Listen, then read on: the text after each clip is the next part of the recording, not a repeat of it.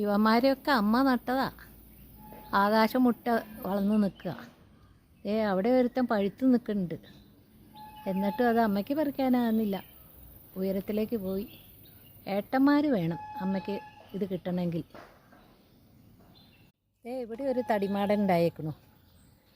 ഇവനും ഇതിൻ്റെ അപ്പുറം കുറേ പൂവുണ്ടായി അലങ്കരിച്ച് നിൽക്കുന്നതെന്നല്ലാതെ അമ്മയ്ക്ക് ഇതുവരെ ഒരു കായ കൊടുത്ത് ഞാൻ കണ്ടില്ല.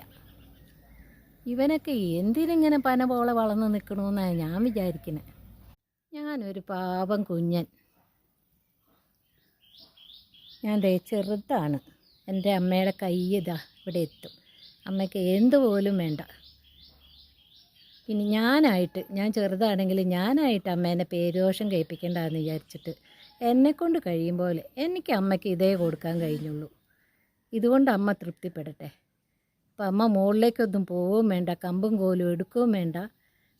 അമ്മയുടെ കയ്യെത്തും ദൂരത്ത് ഇതാ ഞാൻ.